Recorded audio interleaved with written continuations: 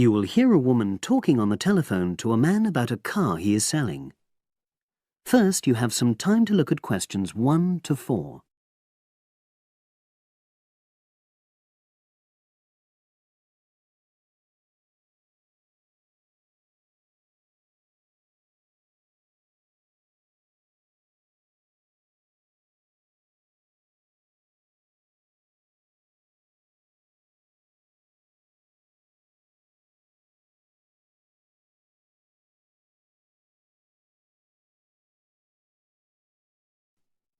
Now we shall begin. You should answer the questions as you listen, because you will not hear the recording a second time. Listen carefully and answer questions 1 to 4.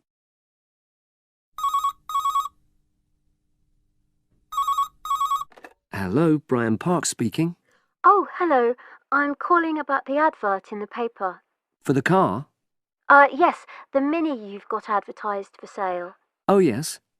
I just wanted to find out a bit more information. Of course. What would you like to know? It's my brother who's interested, actually, but he's not in today, so he asked me to call you. Fine. Great, thanks. So, it's a Mini, Yep. and how old is it? Just coming up to 13 years old. And I seem to remember from the ad that it's grey. That's it. Doesn't show the dirt. Absolutely. Anyway, the colour shouldn't be a problem for Jeff. You know, the important thing is the quality. Yes, of course. And what about mileage? With it being pretty old, it's probably over 100,000? Actually, it's 40,000 less than that. 62,000 on the clock. Great! I remember now. I'm confusing it with another ad I was looking at. Right. Pleasant surprise then. Yeah. Have you been the only owner, or was there a previous one? I'm the second one. Before, it was owned by a teacher who was a very careful driver. Didn't have any accidents. Very good. And what about you? What do you tend to use it for? I haven't used it all that much, mostly for shopping. You know the sort of thing. So not much wear and tear. I'll make a note of that. I know Jeff wanted me to check that. Right. Before you hear the rest of the conversation, you have some time to look at questions 5 to 10.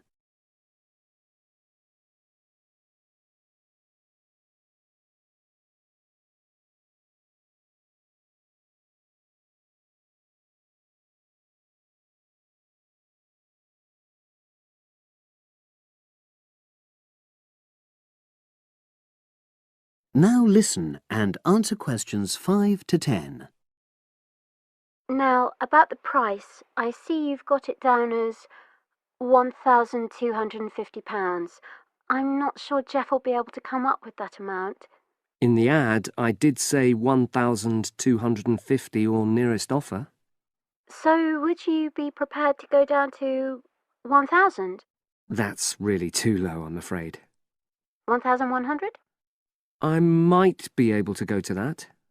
OK, I'll make a note of that. What about tax? Is it due soon? Got another 5 months before it's due. Oh, that's a real plus, yes. I'll make a note of that. OK. Now, you say it's in good condition. For its age, I'd say yes, definitely. It's just been serviced and there were no major problems. Major? I'd be able to show you the service report. The only thing is, you'd have to get a new tyre in the near future. Though it's still OK, you know. It's certainly absolutely safe at the moment. OK, fair enough. Yes, I understand. And the garage also mentioned that one headlight could probably do with replacing. They think there's a fault there, you know, intermittent. Well, we'd obviously look at all the documents, but that sounds very straightforward. Of course. I've got all the service documents up to date, and you can look at those. Well, it all sounds pretty good, and I know my brother will be interested, so would it be possible for him to see the car? He's back from his trip tomorrow and away tonight, so how about tomorrow? Tomorrow? Wednesday? I'm afraid that's not possible. I'm out pretty much all day. Well, Thursday then? That'd be fine, yeah. In the morning? Yes, that'd suit me perfectly. Great. Now, you'll need my address. Oh, yes, of course. What is it? It's number 238, 238? London Road.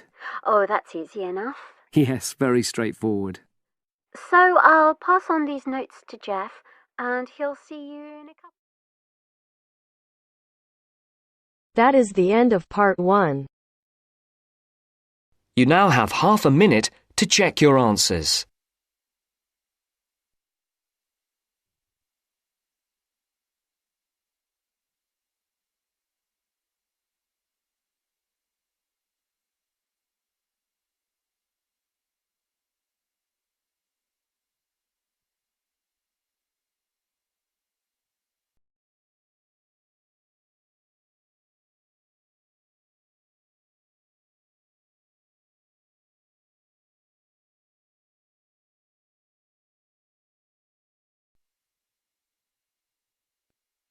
Now turns to part 2. Part 2. You'll hear a tutor and 2 students discussing modern European writers. First, you have some time to look at questions 11 to 16.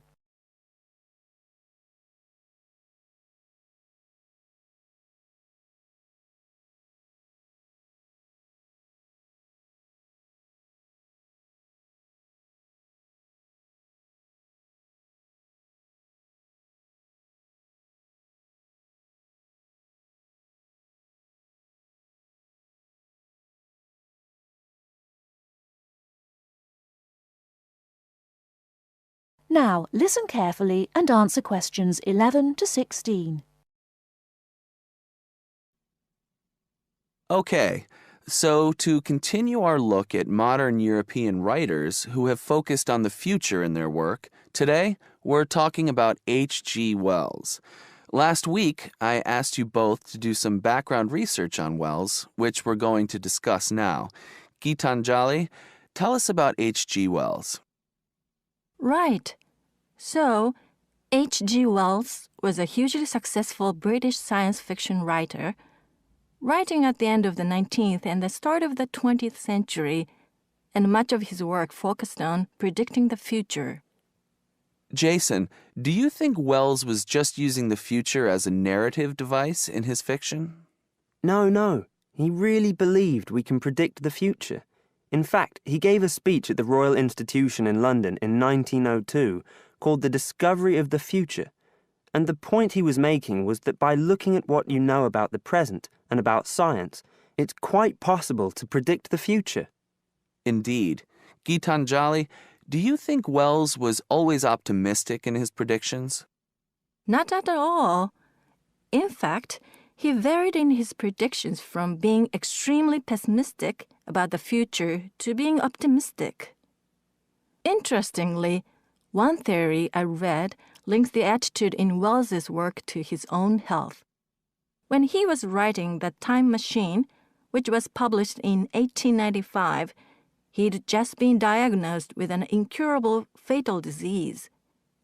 Not surprisingly, the book is very pessimistic, being about a dystopia in the future, a long time in the future, the year 802-701 in fact, where there are 2 races on Earth, the Morlocks and the Eloi, and the Morlocks actually eat the Eloi.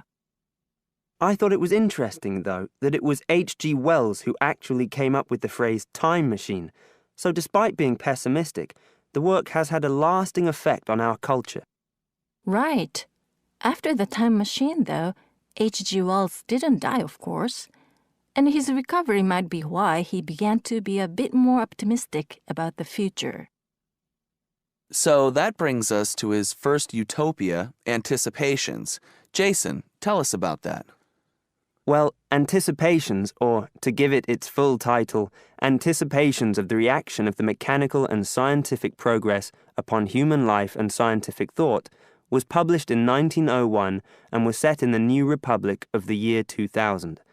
Some of the things Wells predicts are fairly close to our reality today, including 24-hour news, global telecommunications, and even a European Union. We'll come back to the accuracy of Wells's predictions a little later. Gitanjali, how was Wells's work received at the time? Well, although Wells was extremely successful, not everyone respected his work or his predictions. Another well-known science fiction writer, Jules Verne, viciously attacked him for works such as The First Man in the Moon, which Verne argued weren't rooted in scientific fact at all. That's right. Now, Wells wrote a number of other utopian visions of the future. Jason? Yes, in a modern utopia published in 1905, his vision was of a world where there's no private property, where everyone has access to wonderful healthcare, and interestingly, where everyone's personal information is stored on cards in a central database outside Paris. Apart from the healthcare, I'm not sure everyone today would see that as a positive view of the future. Neither am I. And, on a similar note, Wells strongly believed in population control and in The Shape of Things to Come, which was published in 1933, he sees and supports a world where the population is kept at 2 billion. Once again, I'm not sure most people today would necessarily see that as a good thing. Before you hear the rest of the talk, you have some time to look at questions 17 to 20.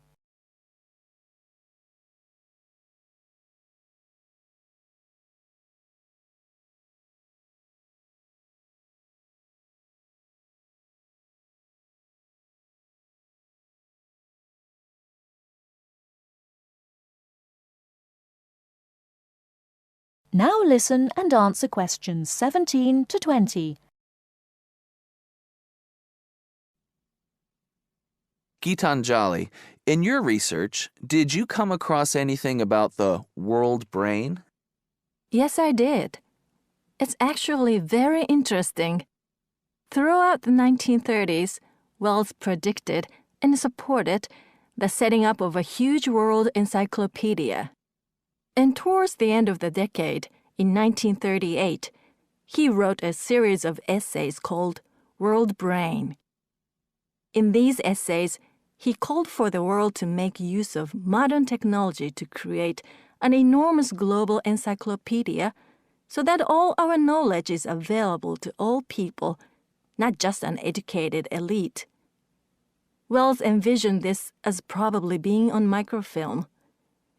He thought it would allow anyone, anywhere in the world, to look at any book or any document. He also thought it would be created by everyone, once again, not just by an elite.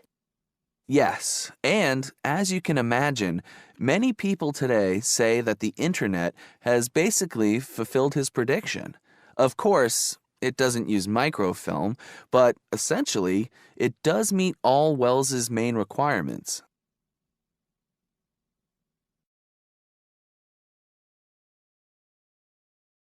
That is the end of part 2. You now have half a minute to check your answers.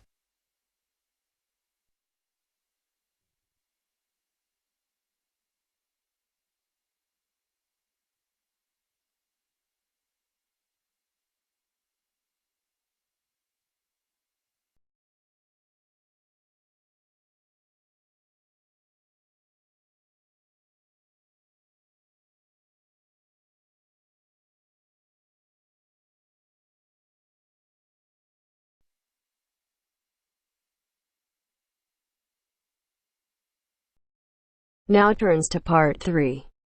Part 3. You will hear two conversations. Are based on the following conversation. The answer should be appropriate to the content of this conversation. First, you have some time to look at questions 21 to 25.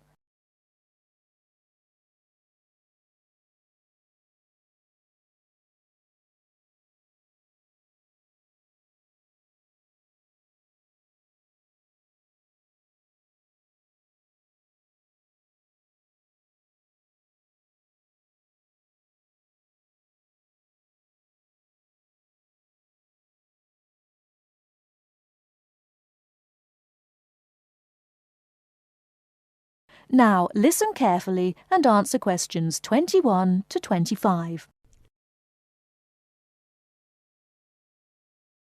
Oh, hi Dave. Long time no see.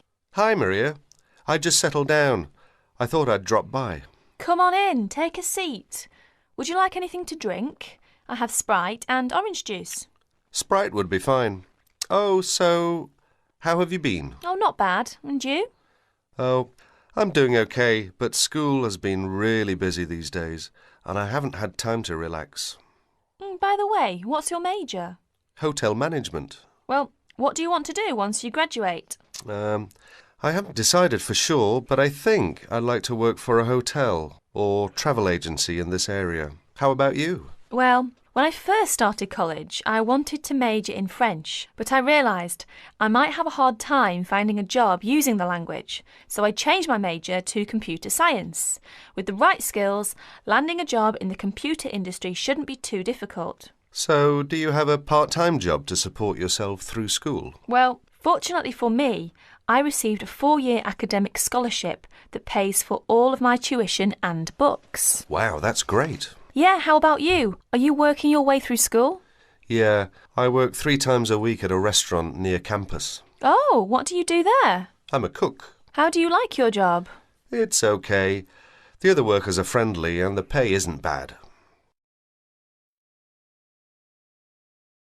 Before you hear the rest of the talk, you have some time to look at questions 26 to 30.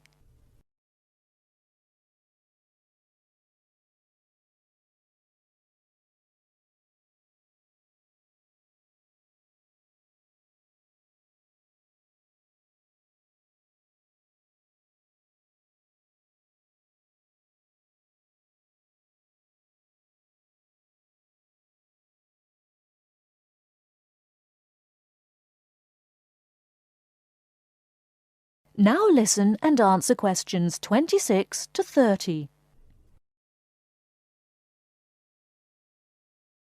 Several days later, Dave and Maria met on campus. So what do you want to do tomorrow? Well, let's look at this city guide here. Here's something interesting. Why don't we first visit the art museum in the morning? OK, I like that idea. And where do you want to have lunch? How about going to an Indian restaurant? The guide recommends one downtown, a few blocks from the museum. Now that sounds great. After that, what do you think about visiting the zoo? Well, it says here that there are some very unique animals not found anywhere else. Well, to tell the truth, I'm not really interested in going there. Yeah, why don't we go shopping instead? There are supposed to be some really nice places to pick up souvenirs. No, I don't think that's a good idea. We only have a few traveller's checks left, and I only have $50 left in cash. No problem. We can use your credit card to pay for my clothes. Oh no, I remember the last time you used my credit card for your purchases. Oh well, let's take the subway down to the seashore and walk along the beach. Now that sounds like a wonderful plan. That is the end of part 3. You now have half a minute to check your answers.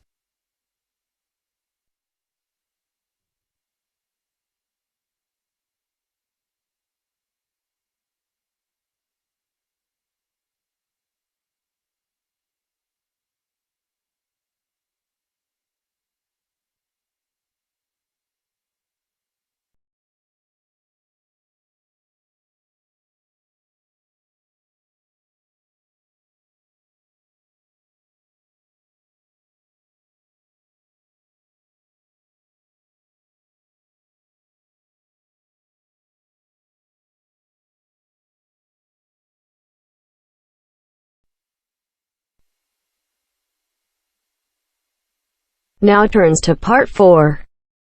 Part 4. Hear an extract from a talk given by a lecturer from Management Department of a university on the topic Job Satisfaction. First, you have some time to look at questions 31 to 40.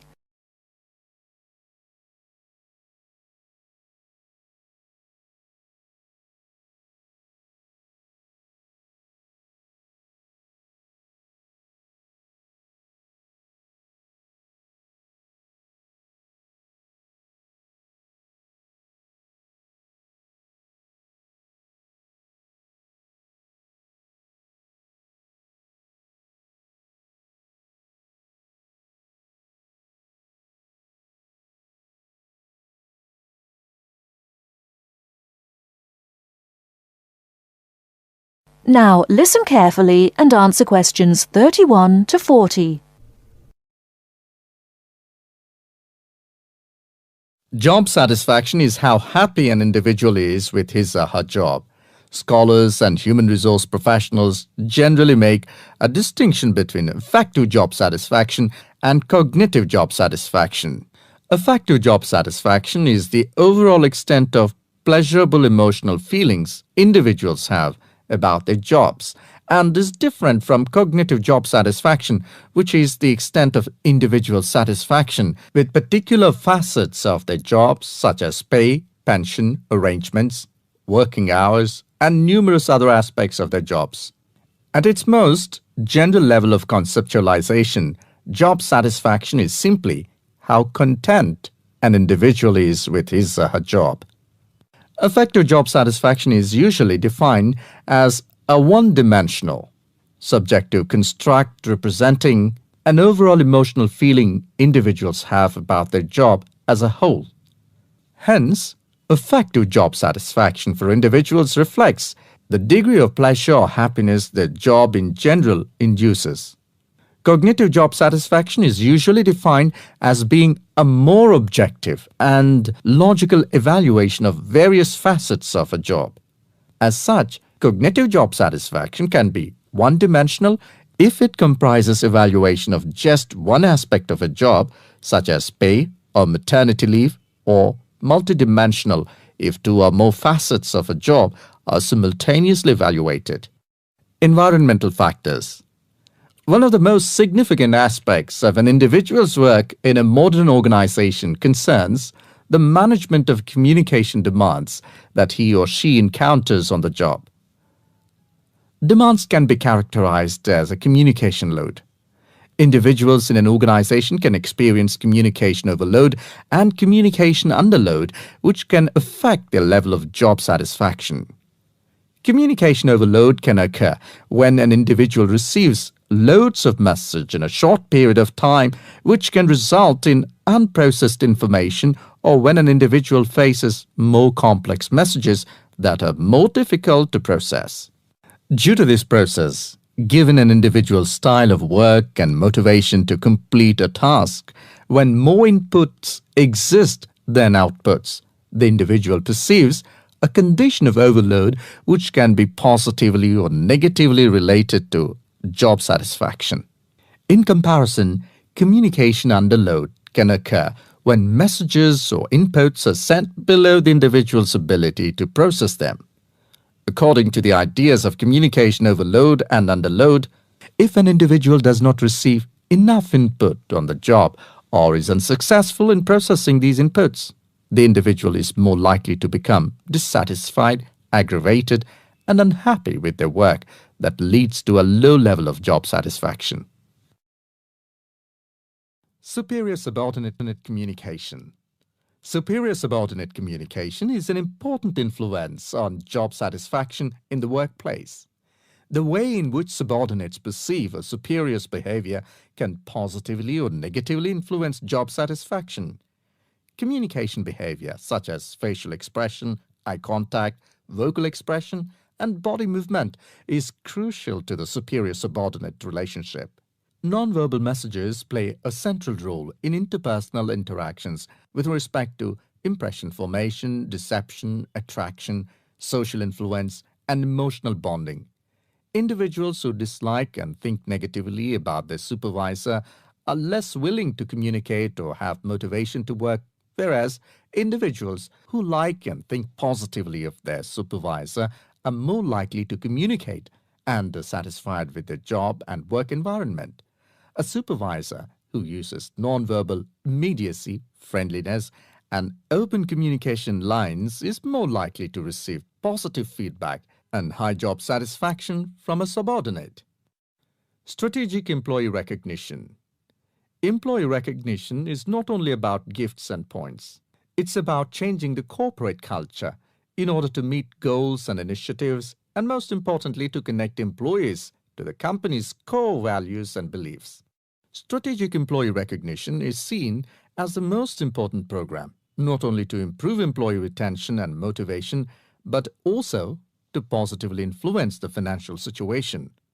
The vast majority of companies want to be innovative, coming up with new products, business models, and better ways of doing things. However, innovation is not so easy to achieve. A CEO cannot just order it and so it will be achieved. You have to carefully manage an organization so that over time, innovations will emerge. Individual factors. Mood and emotions form the effective element of job satisfaction. Moods tend to be long-lasting, but often weaker states of uncertain origins, while emotions are often more intense, short-lived, and have a clear object or cause. Positive and negative emotions were also found to be significantly related to overall job satisfaction. It was found that suppression of unpleasant emotions decreases job satisfaction, and the amplification of pleasant emotions increases job satisfaction. There are two personality factors related to job satisfaction: alienation and locus of control. Employees who have an internal locus of control and feel less alienated are more likely to experience job satisfaction, job involvement, and organizational commitment. The characteristics like high self-esteem, self-efficacy, and low neuroticism are also related to job satisfaction.